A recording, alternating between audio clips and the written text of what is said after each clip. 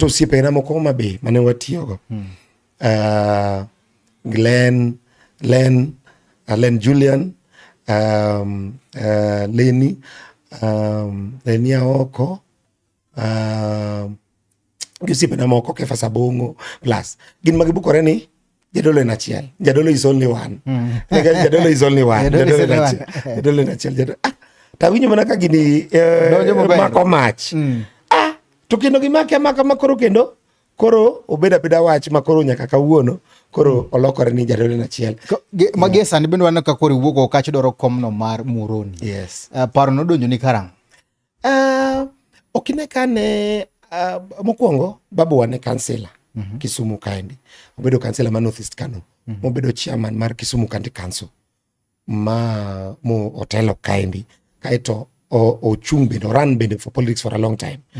In my home since 1979 we have engaged in every election. 1979, 1983, 83 Babu Ochung, 88 Babu Ochung, 92 Babu Ochung, 97 Babu Ochung. Kaito 2002 Mheshimiwa James Onyango Koyo Ochung, who is my uncle. So we entered his camp and started supporting him. 2007 Mheshimiwa James Onyango Koyo Ochung, as a family brother na Maduong Habil, Nche Ungo Kacha, emane driver ne, emane PA, emane, everything. 202 Gladys was the chief agent mar Mheshimiwa James Onyango Koyo, Ngereka Goro Kachacha. So we've been in politics for a long time, forever. 2013 Gladys Korochung Korodwar koro wadhi wa support ema moyudo. Kaito 2017 Ochung, Habil be Ochung. Wachapne kanyo Nyasaye okonyogi giyudo. Koro 2022 Governor Honorable Gladys Ochung governor. Habil be defend seat ne mar MCA. Koro wadonjo kanyo koro wa support. Koro bang 2022 dhano bokore aboka ni ochako ndike konga inge kaka ni ndikoga ni Steve Osiepa Nyango. Koro dhano chaka ndike Robert Yasuna for MP. Robert Yasuna for MP. So I took a lot of time to consult from 2022 maduga lendo 2023 dwe mara uchiel. Dwe mara abiriyo, actually tarik achiel dwe mara abiriyo. Ema koro alende ni achung amanyo kom mar member of parliament. Puro matin, timo hala matin, but siasa bende antiere iye. To gimomi atiegora siasa iye nikech kaka natiyo gi Gladys, Honorable Gladys Homa Bay. Mane motiega inya. Imbe dwaro koso jopiny wadwa mondo dhi kamuro. Koro bende in gi gombo no. Koro kane gichako lando gini majio moko approach oloso koda kama. Tambe koro gombo odonjona. Koro lap dogo chako ndong ne gide. Koro nwachaka matin. Chaka loso gi ji matin. Ngini kaka Mheshimiwa James Onyango Koyo, who is my uncle. I respect him. He has served us for 3 terms. Be ni bedo kode mi kwalo ne kata ne anko adwa mondo mi ateme gini. No kanyal gwacho kode because ingini siasa.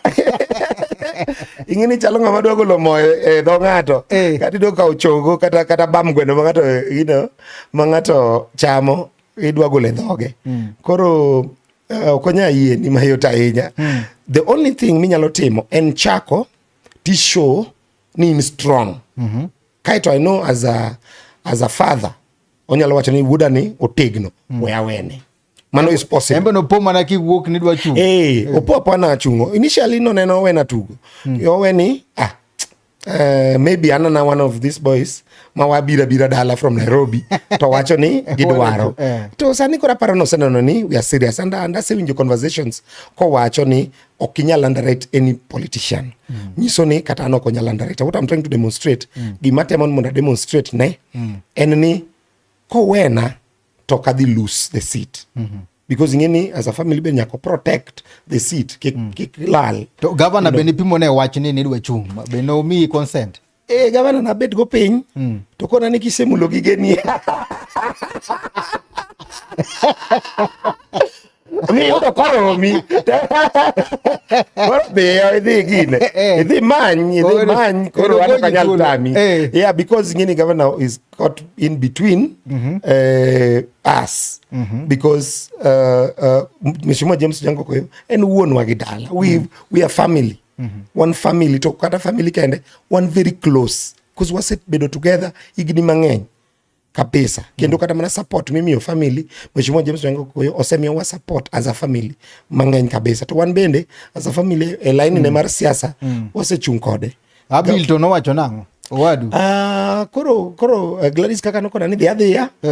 Abil bende no wabedo gi family meeting to wacho ni mwanda ok diend ng'ato.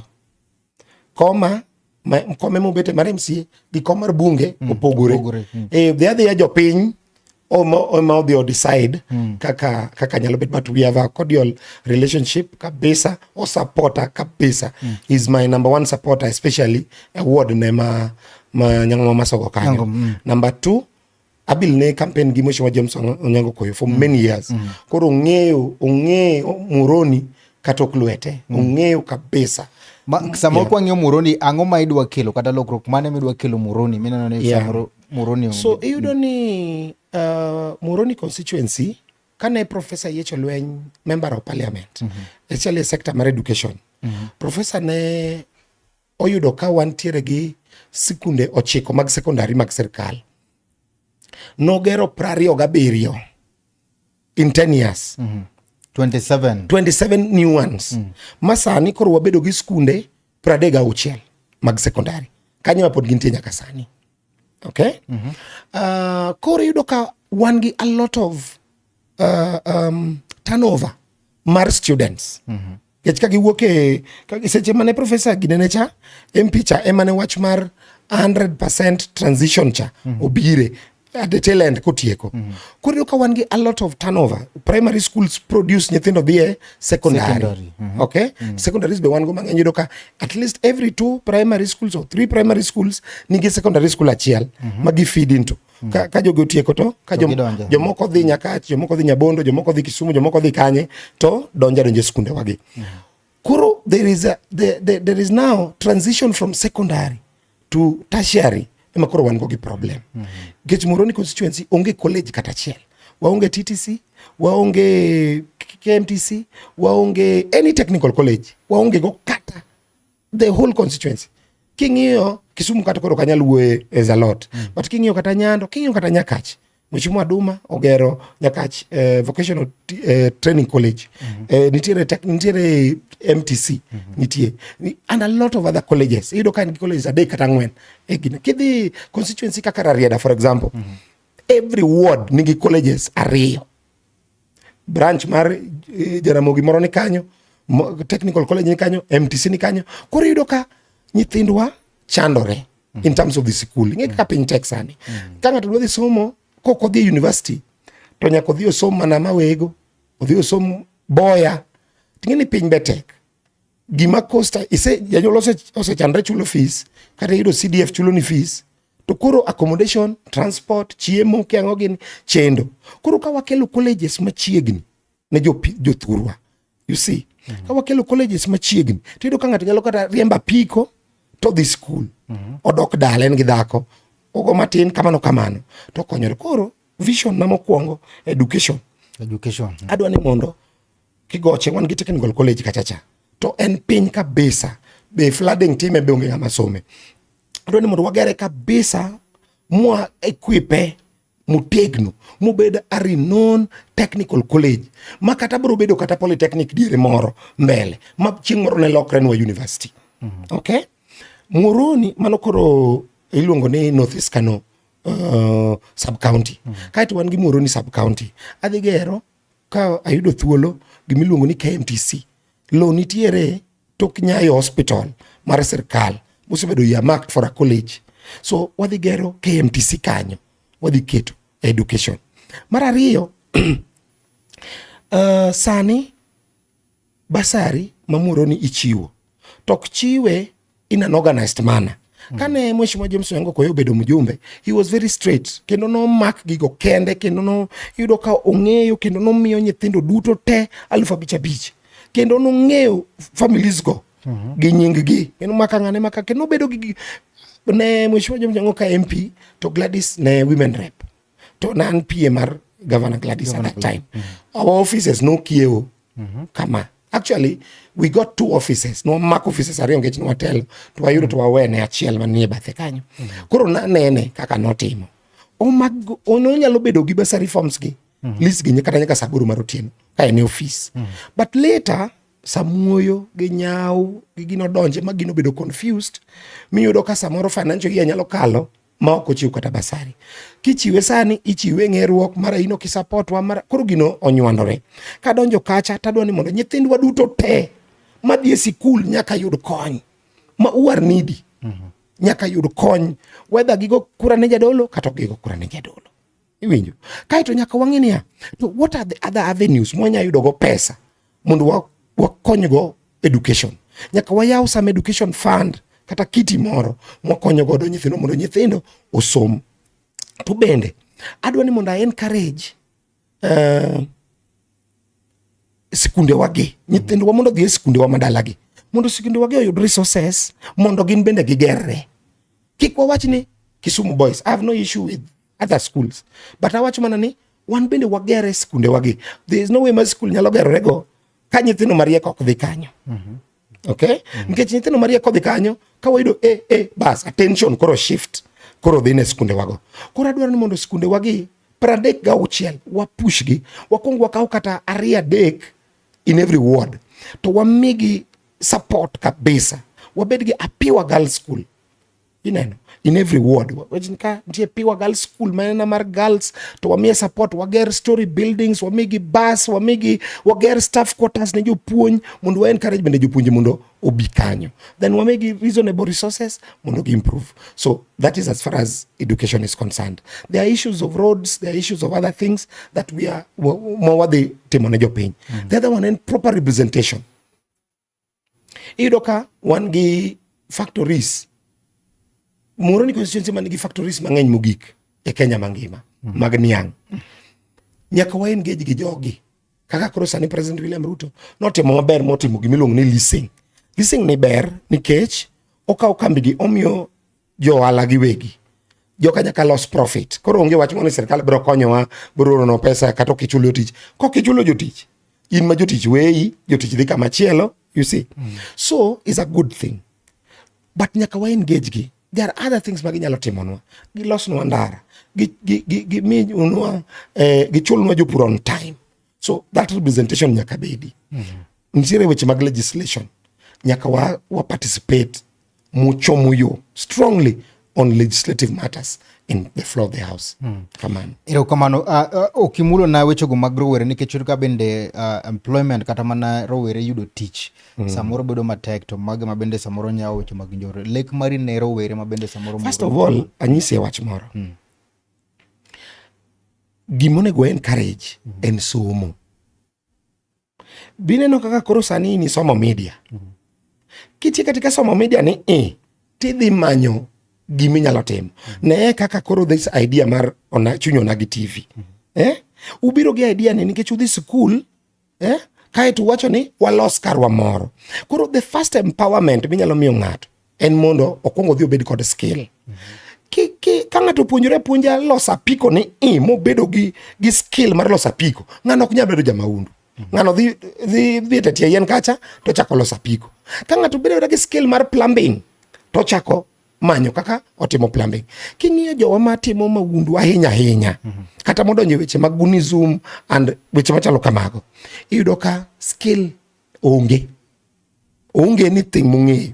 Koro gimonya timo en mana jengo, odhi e gym, ojengi kaeto obed ni en otek ma en makoro josesa koro time nade lare mondo oti kode. But we skill our people. That's why awacho ni wager colleges wa. Waket kacha cha technical college. Inyasome goranda, inyasome loso sitima, inyasome loso pi, inyasome gedo, plumbing and issues mag kata mag masonry gieki, wiro rangi and stuff. Was skill jogi. And then process. Watch mar unemployment. En gima international, 1. 2, en gima nyaka serikal mamalo be par gima ginyalo timo about it. And that's why kane president obiro gi wach mar affordable housing no kata ji goye, but higni 2 higni 3 manyo entiere ni wayudo ka funde oke magere jo welding, ok mana nyithindo gi matimo welding, kata jok magedo, kata joma wiro, kata joma timango gin jok at least okushonwa jomoko for some joma at least joma nigi skill e kuonde migedego kaka koro igere Kisumo kaecha, at least okushonwa jomoko matin madino donje weche maricho. But the national government must think about nyaka bed gi program ma robust maduong' kabisa ma absorb youth. Otherwise, king'iyo percentage mar youth sani is almost going to almost 60% of our population are youthful. Idwa timo kodgi ang'o? Nyaka ipar matut, nyaka wadonje mechanization, nyaka wadonje agriculture mochomo yo, nyaka wadonje industry mochomo yo, manufacturing kabisa. To mago gik minyalo mana tim gi national government. Wechego mag health to chalo nade Muruni?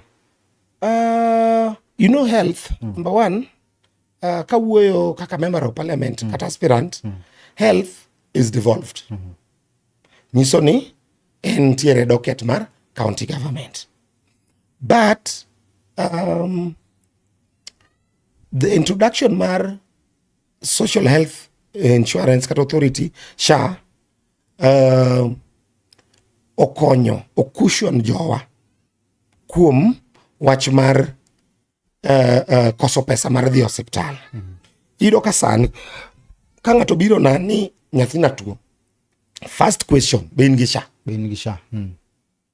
Ka onge SHA to SHA ne mo nyalo ng'eyo kaka wasot, nikech SHA no is a long term help than the chulone sani. Ka chulone SHA no takonye moloyo. The other one en infrastructure mar osiptal. Mano to kuro county government unigo donje matut. Infrastructure uzwa maricho. Dispensary to unugo moromo? No, kama wacho kuro infrastructure no. Mano, gitin kendo ok gin maintained maber. Ok gibeyo. Osiptende ok beyo. Kata dispensaries go gin kama human, kama inyalo wacho ni mondo gidhiye. Kuro kaka jachung kata representative mar jopiny, abiro wuoyo gi county government. Gini county government be nyaka iwuogo. Mane momiyo nyaka wang'ini to ng'ama bedo governor en ng'a. Nyaka bed ng'ama nigi chuny ma konyo jopiny. Mondo wa renovate, wariw paro to walos osiptende wago bed mabeyo ma ji nyalo dhi. Kaeto shato nitie mabro chulo gino. Erokamano, ina mondo apenji ma kapok wadhi e break. Wanyalo wacho ni kata ponono ne kawo Muruoni no 2027 legacy mane ma samoro mheshimiwa James Koyo nyalo weyo kanyo ma inyalo parego, be nitiere gino mabendo teme? Mheshimiwa James Nyango Koyo oking'e ka, let me tell you bwana, tij mjumbe en ang'o? En oversight, tena ni ng'iyo oversighting national government. Number 2, en legislation, golo chike. Mar adek en representation, tena ni en jachung' marwa. Wan te kaka jomrono kudwa donje i bunge mondo wawach weche mamrono, en ema odhi wacho on our behalf. Koro kaeto gi konyo in terms of development mamwalo ka. Aparo ni Mheshimiwa James Nyango Koyo nigi program mar scholarship mane omiyo ga ji nyithindo moluonge national school scholarships. Initially ne en gima ber kabisa, but mana kaka na wacho nodugo kethore. Miyudo ka mana koro nyithi jomoko, nyithi joma jo pesa, ok nyithindo mochan ema yude. So education kanyo ema bet no kete wi ahinya. Mane manyalo wacho ni is a legacy monyalo weyo, even though oduogo rochore, oko perform kaka ne the intended purpose initially. No ber kabisa. Education kanyo mapache ne ntiere kabisa.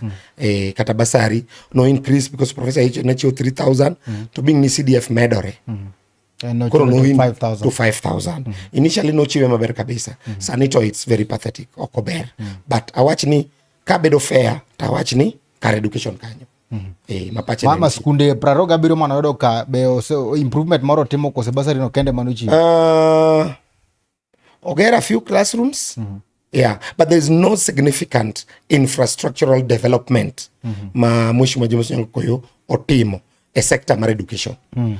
CDF be onego bed ni timo weche mag security. Muhoroni ni e border, ma wan ge border gi Lang'o gi Nandi Hills kocha. Iyudo ka wabedo gi Castle Rustling, ji mare dhok yan there, ji negore. Monego bed ni wasebedo gi RDU station, wasebedo gi police stations mochomo yo. Our police stations are pathetic. Police stations were richo. Yani nti kuonde makata onge sel. Police makia maka. Aparo ni gweng'wa kacha ka police omako ng'ato. Chemelil, Muhoroni, Masogo, iteri Koru. Ngech onge sel. Kupere onge sel. Richo. Police odak kama marach kabisa. Tiyudo ka joma moko ogero police stations. Mheshimiwa Aduma akompea ngech gidonjo gi Mheshimiwa James Onyango Koyo the same time. Mheshimiwa Nyikal ogero proper infrastructure mag security. Chiefs and assistant chiefs onego bed gi offices magi operate from. Our chiefs onge offices, our chiefs onge kuonde magibete, kaito kata mobility margi. Aduma gi Nyikal nonyiew negi apikni. Magi ginenego. Akompea pesa matimo guto ntie. It's there. Donge Muhoroni sa pesa lal 200 million. Okanya wacho ni lal nikech mano to koro bro dwani mondo aginene ano kan auditor general. But kit ka pesa kama pesa utikal nenore. Onego bed ni waneno. Kamano. Manyiso negi sani gidi paga bich masa moro Mheshimiwa James Koyo osekawgi en oduoko Muhoroni chien kabisa kar kete level mono. Adier makende. Eni Muhoroni constituency ni chien kabisa. Kendo kaka iluonge ni Muhoroni Samba. Adier en Samba. Yore waricho. Yore waricho. Sikunde waricho. Choose any primary school. Classrooms mana some ngere kagor. Primary. Ema pod nyithindo some nyaka kawuono. Pod gimono go wuoyo. Pod ginene nyaka kawuono. Until today. Nyocha nogera auchiel moko, abich moko e bathe kanyo. To boyo ger gi malo quality gisekethore. Skunde moko richo kabisa. Walk to any primary school. Kata penja yawagi. Mondo wachini sikunde waricho. Toko chiel. Gina pap. You know. Nini chiedo mar kongacha. Gimaro juok. No serumu. Gigo kiru tinde are species mane osedhi. So sani ichiedo manya sani. So we are pathetic. I can tell you for sure. One marach. Nitire kapo penji ma Mheshimiwa. Nitire gino mabende no the viral kabisa Muhoroni kacha. Mane Mheshimiwa James Koyo ne wacho ni chal kagima Governor Gladys Wanga ochungi mondo mo ikethne kura. Kendo no wacho kacha ni nodwa neno ni to ng'amochungi. Wuon go ken nga. Ni winjo inyalo wacho ang'o e gino? Statement no ne ikawo nade? Gima paro gi pacha. Aparo ni so what happened then ni governor nobiro lemo Full Gospel Church Muhoroni town. To noluongo leaders ma Kisumu duto kaka jakom mar chama mar ODM. Ko noluongo gi mondo gidhi gilem. Kata Mheshimiwa nooro ne message ni mondo tere gidhi gilem. But Mheshimiwa nokobiro dho nooro ng'ato. Nowacho nodich koro nooro Mheshimiwa Ruth Odinga mondo ochung' e loe. Which to me I feel ni it is within his right. Samoro koluongi te dich dong yoro ng'ato. Ne onge wach. Koro wacho duogo wuok mana bang'e. Ni nodhi endosa ni governor ne dwani mondo endosa. Na church onge endorsement manotim. But aparo gi pacha ni Mheshimiwa James Onyango Koyo initially aparo no paro ni Governor Gladys supporte. Ne oparo ni anyathi onge girano gir tugo. Okin serious. Koro no paro ni Governor supporte. To ka koro neno ka Governor obiro Muhoroni ma omiya thuolo abenda wuoyo kama ji nitie to nobedo ki shock kabisa. Aparo ni shock ne manodwa hinye. Koneno ka kare jakom ok ni koda oyaw pap alanga ng'ata madwaro mondo timre nade mondo gine. Because aparo ni gima noparo ni Governor Gladys nyalo kwera e mbele ji ni ahaye wachno Koyo wuonwa.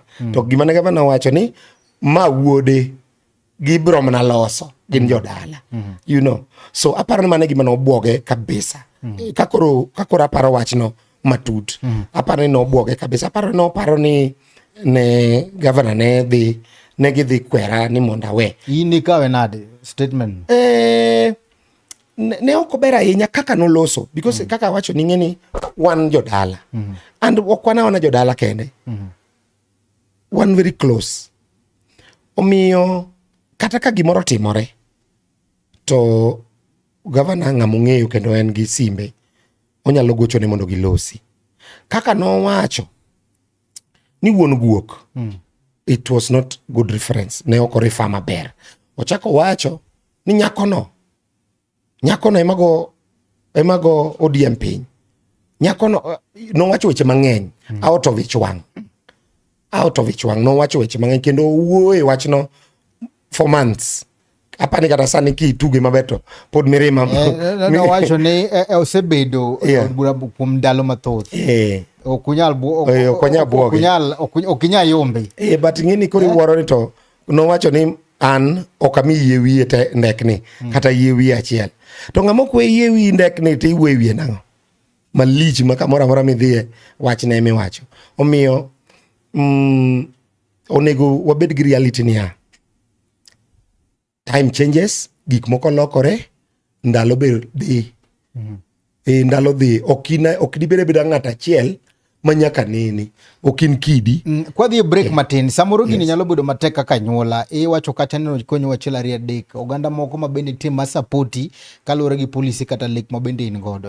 Tie jogo mabende samoro wacho ni Robert Nasuna ok ne mheshimiwa James Koyo kaka samoro nokonyo ukano tendo. Mato ere kaka to dong ing'e ni reality ni kom ni ok mar James Onyango Koyo.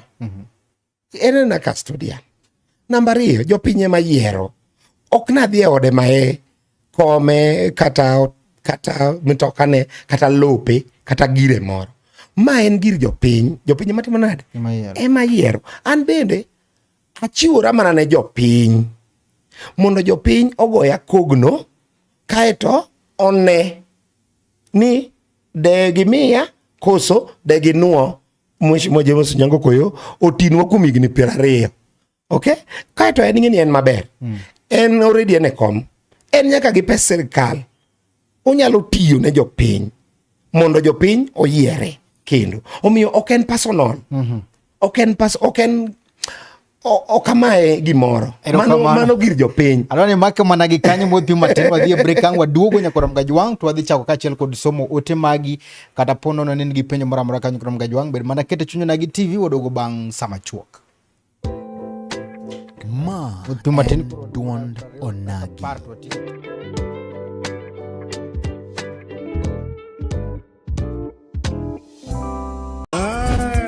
Chuny Onagi TV. Adundo Jaluo. Wapuro wach. Kaka oganda. Watuak. Kaka jo ot achiel. En mbaka. Mar jodongo. Mbaka. Kod deye. Mbaka. Mar ojende, rowere kod nyithindo. Wanono weche mag siasa. Dongruok kaluo. Weche mag ohala. Somo. Arita kwe. Pur. E kind mamoko. Wayudore e mbui kaka Facebook, TikTok, YouTube kod X at Chuny Onagi TV. Adundo Jaluo.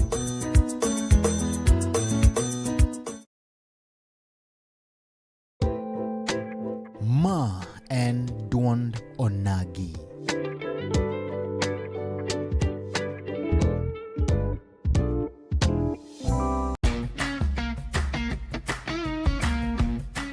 Looking for furniture that speaks comfort, style, and strength? Welcome to Kolweny Furniture Kisumu, where quality meets affordability. From elegant sofas to strong beds, stylish tables to modern cabinets, we've got the best furniture to turn your house into a home. Enjoy great prices, long-lasting durability, and reliable delivery services right to your doorstep. Why settle for less when you can have the best? Visit Kolweny Furnitures Kisumu today. Call us now on 0716-520-294. Kolweny Furnitures Kisumu. Built to last, price to please.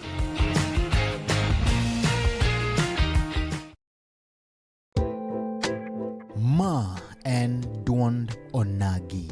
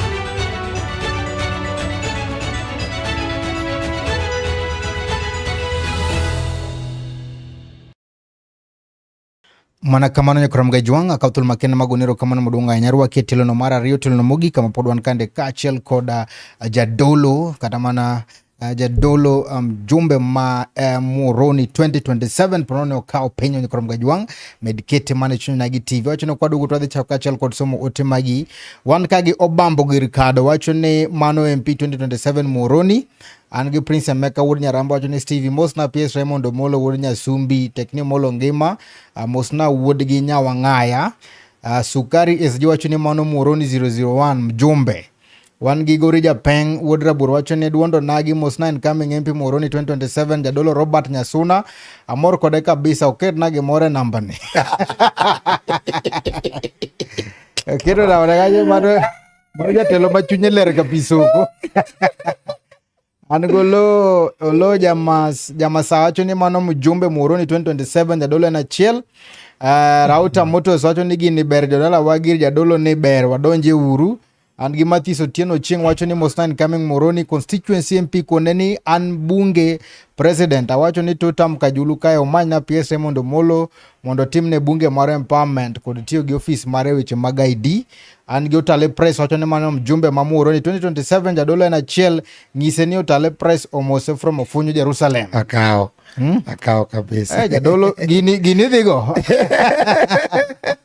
Owada kade bed ni social media go kora to kare wase dhi kode but jopiny bende wuoyo maber because siasa en rado gi jopiny nikech ng'eni en tich mindiki gi dayo moti mane kor gweng' gi mama moro manie dala kacha gi vijende mane base mane base masogo kacha gine magi mido Mheshimiwa lena gimoro kano wan kodi liend mar kaniko Mheshimiwa Oyuga yes to nunu kacha gi Mheshimiwa James Koyo imbe nwaneni kacha Mheshimiwa nodonjo kacha mang'eny yes to nwaneno ka bang' matin to Mheshimiwa nowuok yes ang'o matimore okuri upap Mheshimiwa sani ng'ama ng'ongo wan joma tindo wachapni wan gi chapni mang'eny koro ing'eni ka koro wuodi dwa golo kaka koro weche mawacho ni sani gi ni sikunde waricho yore wating'eni giricho adier to jogweng' be nitiere ka iwache mbele ji mere ni ka joma nade Atuli be obet ka ing'eni koro nyalo kelo anjao koro ing'eni apano neno ni odhiyo lakini gima duong' mawachni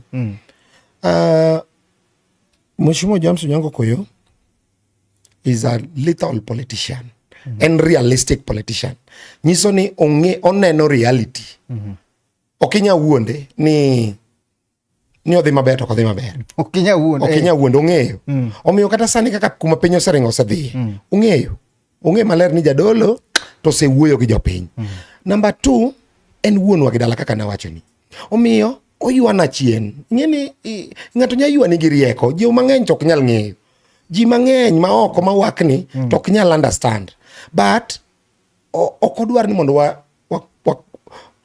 confrontation ok odwar koro because an gi hype an koka wuoyo gi jogi for the first time an ok anyawe liel an liel ka yudo tabet ma wuoye ma wach weche nago te but you see en osebet kendo ng'ama ng'ongo oyua chien pole siasa maru chalo nade be koko nitiere kosogo siasa man gi kwe initially kana chako chung to ng'ini arudhi ng'ini ruthless koro ochako wacho ni kika wuoye liel kwarade liel to wacho ni onge ng'ama wuoyo tapenjora ni yawa ogolo amri mager tapenjora ni yawa Nairobi abire liel liendni be ok liend min Koyo kata wadgi maliel ma Muhoroni Samba mariwa kucho to padri you see normally funeral service is usually conducted joma jotelo kanyo wuon gin father kata padri osewacho ni jadolo wuo mane wuon liel gi family okay koro eno wacho ni ok awuo koro ing'eni ambe nawacho na pana nyaka wuo nikech in ma ok liendi you are a visitor inena wendo kaka an because mjumbe onge kama mwacho ni mjumbe tele liel unless ni koro itimo gimiluongo ni authoritarian leadership in koro in gun igoji kamoro amora midonje tiwacho joma wuoyo gi joma kuo nikech liel oken mar constituency development fund kata is not a property mar sirkal is not a function mar sirkal liel en mar kanisa gi family. Ka family oseyie asechiwo contribution na ng'eny jo siasa airtime miwuoyo ginene kache chula. Gisa mari kia kata kamano ni noking'eyo. Gimokeli kanyo en ni liendo ni ochoko ji, ibiro wuoyo gi jogo. Wacho to nyaka iwach matin ni pole uru jodala wa kuom lalo mama, lakini gimoro nyaka iwe. No, jasiasa ka wuoyo. Ko wach ni koro wadwa luongo josiasa, besen emineno besen emineno kiywa ni besen, ikelo besen, you pay for your airtime. Gimiwacho kanyo. So rather also it's an opportunity to support the family and we mafuta moro kanyo matin mawang' taya dhi liel kodo. But en koro nowacho ni koro okawuo. Koro ing'eni wayware e lielno kabisa. Manyisi ma ne kelo koko. Ne kelo koko. Wayware kendo wachak wayware kama chielo. Koro tinda no kantie respect. Koro respect kaka jachung'. Koro sani wuoyo gi jopiny waginene. Lakini jogene moko to pod pango weche mag violence gieki. Yudo ka samoro idwa ni mondo ji otimre nade, but we are avoiding it kabisa. Wacho mar violence. Lakini in gi chir ni idhi kawo gino. Yes, an gi chir kaluwore. Akoni nalando chung'na dwe mar abiriyo 2023. Koro dwe mar abiriyo 2024 mano higa achiel. Dwe mar abiriyo 2025 higa ariyo. Dwe mar abiriyo 2026 higa adek. Nyiso nase campaign dwe ka dwe, onge dwe chakre chieng'no nyaka kawuono, onge dwe mapok abedo gi jomroni gieki. There is no single month. To some months anka all the weekends. Party tidhi gi mane? Party wadhi gi ODM. Nomination ikawo? Nomination wadhi yombo nikech wawuoyo gi jopiny. Nitiere gini ji wacho ni chal ka gima idhi chiwni mana idhi jiro certificate. Chung mang'eny lakini governor nyama ng'eni what people normally believe man fallacy ni certificate ichiwa. Genda wach ni ODM invest a lot e wach mar nominations and on a free and fair process. And let me tell you the truth. Nominations mag ODM are usually fairly fair. Yeah. Kendo from 2013 samaro ne ok ber ahinya because democracy koka develop. But 2022 it was fair. Ma iyudo ni kata ko wach ni ng'ane oyombo to onge ng'ama wacho ni ng'ane oporene. Ineno king'iyo kata mana ginene gieki it is fair, but koro 2027 is even going to be more fairer. Ineno because structures in ka party grow tido ka omedo bedo stronger, its structures and faculties bedo stronger. Koro king'ato para niya ni Governor Gladys nyalo kawa certificate mar ODM to miya direct ka ok wadhi through a free and fair process. Mane momiyo ane ground, mane momiyo atiyo kawuono Jumapil asebet ka from Friday gokinyi. Friday ne antie ka, Saturday ne antie, kawuono Sunday pod antiere kaendi. Ineno aloso next week kendo antie.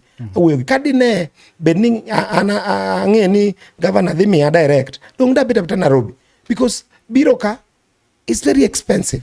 Munda bede gwen kama ginene dong da kaw pesa no agergo kata gimoro arita certificate kamibro miya. But e piny masani bende ko miya certificate to kiwuoyo gi jopiny.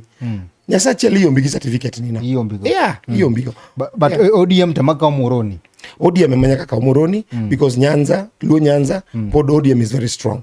As a party jowaka pod winjo ODM. Mheshimiwa kapok adhi kamoro nitie gino mabende notimore nyocha kandie. Chego mag relief food mane wachno yudala. Awaj relief food ya Roma. Koro what happened en ni aja kwayo ga relief food Nairobi ka kuonde ma relief food yudore. Aja kwayo ga mondo abia apog jodala wagieki. Koro normally onego bed ni kikwa relief food in kaka japinyo Kenya kwayo. Koro relief food ka Nairobi to dhi ka DC. Kaeto DC luongo chife to gibedo go piny tipango kaka onego poge. Okay? Koro odhi ka DC. Koro kakwa relief food mokwongo odhi ka DC. DC owacho ni pod odich. Odhi Ramadhan kia kure. Otieko dwe.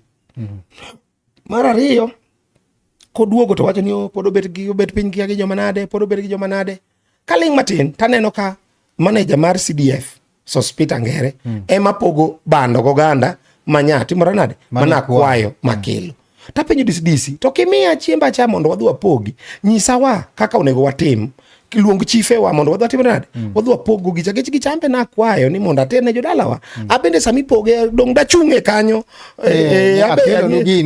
akelo nugini dong dachunge kanyo ne giminore gi chiemba no magilalgo kendo achaka kelo machielo chako gichak giminore gi chiemba no ma gilalgo aneno mana ka mjumbe matimo nade mapogo mattresses gi chiemo mana kelo jumbe mamoroni mamoroni koro awacho ni ma koro tek to nikech na achaka kwa chiemo kendo to nikech na plan mar poge the next day koro awacho ni chiemo na tata dala waka direct atata dala waka direct nikech ok da cham trailer gi chanda wach gini ok da kwal gini na chamo da cham chele trailer ok da cham trailer na kete kanyo kiny na dhi atime nade adhi apoge tema koro jonyiego kowinjo to owacho chako go koko ni ang'o momiyo iketo chiemo e dala ng'ato koro ing'eni to be recovered otere ka cereals board ineno so it was recovered and taken to the cereals board nyaka kawuono pok opogi man nyachaka doga oma chiemo machielo ema nyatero kadisi mamasogo manyakawo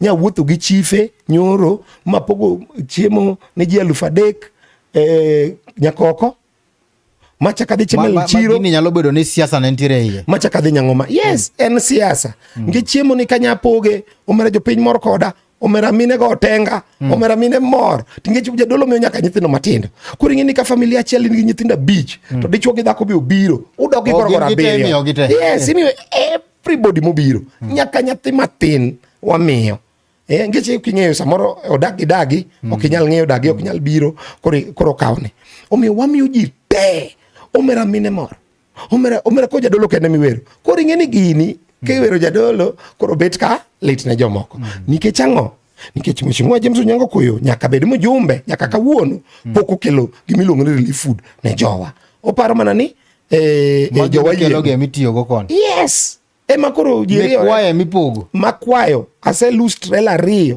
mag chiemo moting'o bando gunde 300 gi oganda gunde 250 achaka lose mattresses 300 ongede bells 300 gi gik mopogore matindo to sabun ang'o gini matindo tindo goeko mage ma hospital wuotho go e kor gweng' kapogo to momoko ka cereal board ne bedhe yode koro anawera kode nikech koro obedo recovered nikech chalo ka gima ne okete kamarach koro serikal otime nade o recover okawo duoko which now koro jowa molal because ng'amolal jo cereal board okolal serikal okolal en dayo manindo kechcha emolal chiemo madino konyorego you know because thurwa kae what depend on pur to pur piny be nyotho ok odhi maber ahinya unyalo wacho ni samoro ni muro ni ji kech ok ka to piny notho ok odhi maber ahinya to bende kata kane ji okeyo dhi ka koro rumo keto ne ng'ato gorogoro 3 moro kata gorogoro ka ng'ato oyudo kata gorogoro 10 adung do konyrego week moro wig ariyo moro kapod ojipanga ong'i kaka odhi timo Mheshimiwa ka koro waya muroni matin to wang'e ne governor mari ng'ama bende samoro kuri chiegni go makonyo koro campaign bin gi governor makuri wuotho godo Kisumu County gima dawachi ni governors candidates mag governor mochung' gin osiepewa waduto giduto te gisani ok dawachi na yiero ng'ane kata ng'ane mawuotho godo to nitiere jomoko ma to kadwa ni mondo ayier nikech gin gi pinga kaka nitie governor candidate moro mo kadwa luongo nyinge o support opponent na ma en Mheshimiwa James Onyango Koyo omiyo en koro kwanyaringo kode e line achiel nikech to kiwacho jogi ong'e kochoko ji to gin gi Mheshimiwa James Onyango Koyo ka gipogo pesa to e line Mheshimiwa James Onyango Koyo koni igole ji nokin ng'atwa inwacheki ng'at joka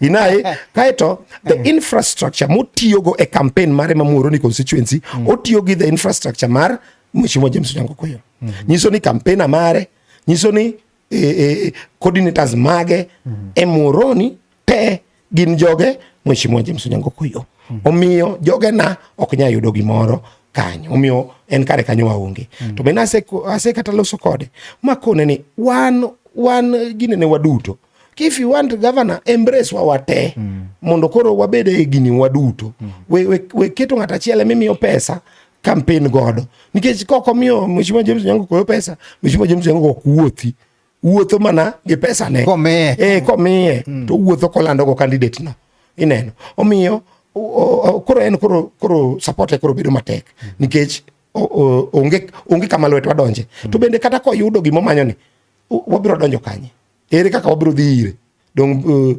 Mheshimiwa James Onyango biro yudo kose rigore kanyo to ibiro riemb jo. Omiyo kanyo kene mane gi issue, but the other people I wish them well. Mheshimiwa Duma is my friend and a supporter kabisa. I wish him well, kendo ang'e ni en ng'at ma kokawo Kisumu to nyalo ran Kisumu maber. Mheshimiwa Senator marwa Professor Tom Ojienda is a good man kendo tiyo matek kendo wuoyo gi jopiny. Deputy Governor Matthews Ochengo Willy, my good friend, otiyo matek oloso gi jopiny. Duma wuon Owuor, Rosa Buyu, Honorable Rosa Buyu be no lendo nyocha machiegni ni odwaro governorship. En bende nosebedo women rep, robust leader, mama sharp kendo mama nguvu. So I wish Ken Obura ochungi independent. Koro wanto wane chama koni, but also I wish them all the best. Awkangeni nga kendo madwaro dibede nga machelo nitie madwaro mopogore gi jogo. So gisani tanyalo mana wacho ni I wish gi all the best. Ng'at ma party odhi omiyowa kaka an ja ODM ng'ama odhi win party ticket mane ng'ama obro dhigo. King'iyo sani otekuma ODM chalo nade? Bende ODM ni kama kare koso pod nitie achiel ariyo adek ma bende samoro ok teg chama? Aneno ni jotelo manie ODM masani otiyo matek kabisa to consolidate ODM mondo kigore piny. Nikech kane Jakom owewa ne nitie possibility ni gik moko nyalo barore makethre kabisa. In fact, dine ok gitiyo matek, dine chama wuore mokere matindo tindo. But aparo ni gitiyo matek nikech chama ipimo gang'o? Ipimo gi kombe manyocha wan go ka Jakom pod nitie, be pod wan kodgi. By election manyocha wadhi duto, nyocha wa retain kombewa.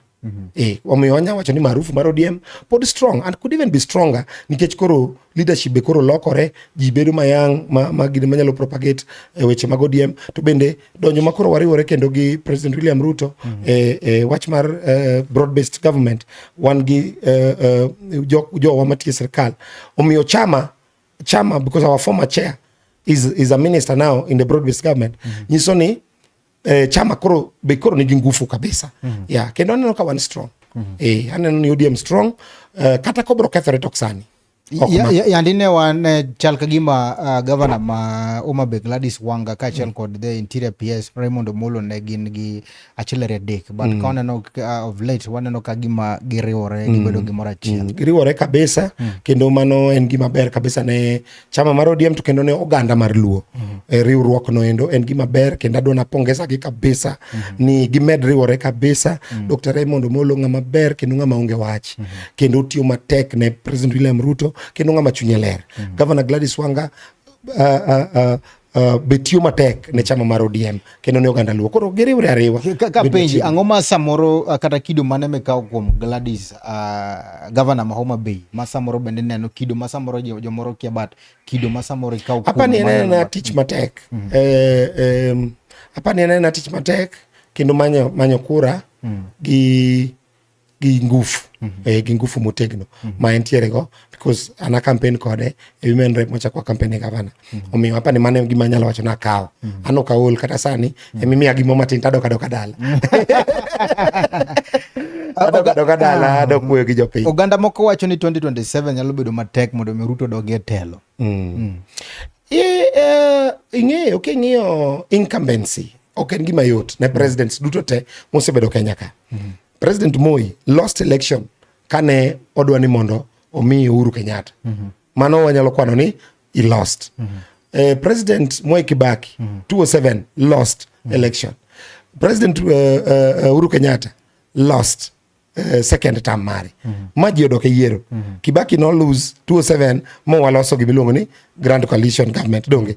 Mar Uhuru Kenyatta lost. So second term pek ga ne president durote. Lakini President William Ruto to dhi yombo.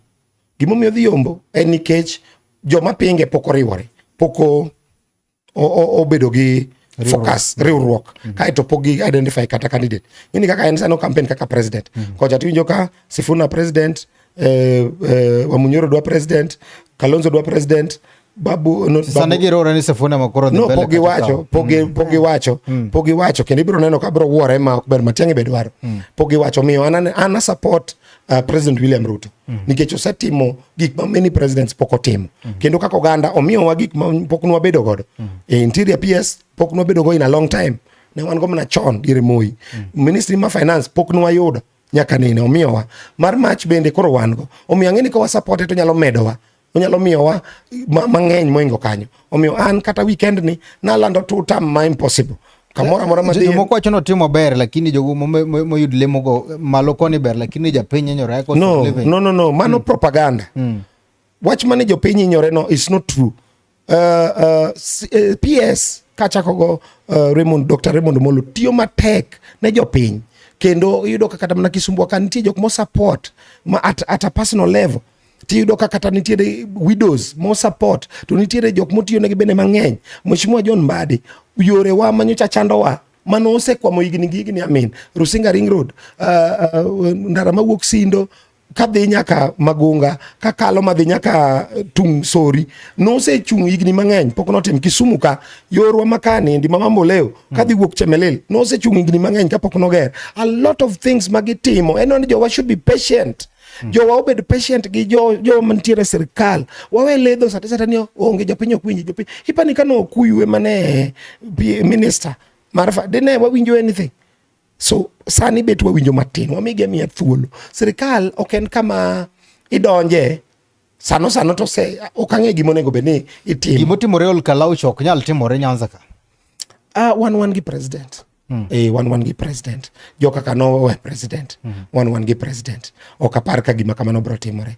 Nyalo timore no ka. In fact, sani kuro omiyo president kuro ng'iyo wang' maber moloyo gima no giche joka kano onyiso president ni wan kuro waonge kodi. Emomiyo ineno kane giwuok oko kar rombgi ma gigo kura e by election, gigo kura 56%. Pok notimore. 56 and in fact sometimes in general election. Kineno ogol omakacha Sifuna lemo mane an godo chako gole e telo mabende an godo Senate kacha ka oganda moko ne bane koro mbi mare nyalo lal to king'iyo gi sani chal ka gima bende medo hedhe to no kamano bende nyalo kelo buok ne ODM. Anyalo mana wacho ni gimomiyo nogole mokwongo, nyaka ibed ng'ama nyalo tiyo gi jowadu. Ok inya bedo ng'ama nobawach kata ne Dr. Buru. Wacho no Buru and is mediocre. Kinya lungo Dr. Buru, who is the longest serving member of parliament in this country, ni mediocre na chaya. Okang'e gimomiyo jowok ne mano. Okang'e gimomiyo jowok ne ni jakom no wewe broad based government. To Sifuna eno wuoka kawacho ni eno support Ruto en broad based kokia chaka yenyu. Ji ok ne kamano rach, ok ne kamano makosa. Iluongo Central Committee meeting okodhi, ene Secretary General. Iluongo NEC meeting okodhi, ene Secretary General. Kaito mano ji ok ne ka problem. Owuoya bal, owacho gimoro onya yanyo ng'at moro amora modwaro. Owacho gimoro amora wiye, to mano ji ok ne ka problem. Omiyo ok onya endelea bete Secretary General. Whip bende, wang' ni bed whip nang'o, iwip ji to which direction? Tise bam kichiko koni, wan broad based. Idwa whip ji nang'o e Senate to tigine iwacho ni koro to buno no kagima gidhi gi piny Linda Mwananchi. Nitie gimilongo niya euphoria, tena niya matiang'. But you see, yombo election mar presidency dwaro gimiluongo ni structure. Okay? Nyakibed gi vieko miluongo ni party. Kaito mar ariyo nyakibed gi root nyaka piny. Root no en gima bedo built over time. King'iyo kata mana President William Ruto kawuono, king'iyo joma en go sani kata mana luo waka, gin jok mane gichako go chon, mano ochako bedo joge chon. Otieko higni presidency ma kawuono entiere ni, mondo gere mochopo kamochope no, ogere almost 15 years.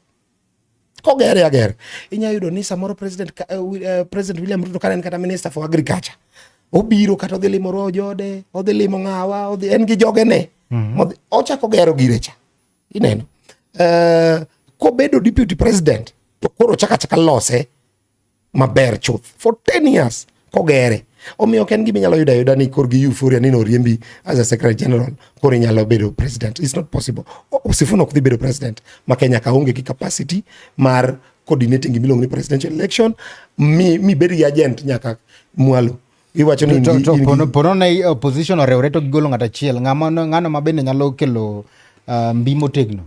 Ng'ama dine gi pacha mabe ok nyalo yombo president William Ruto, lakini dine okelo liete en Rigathi Gachagua.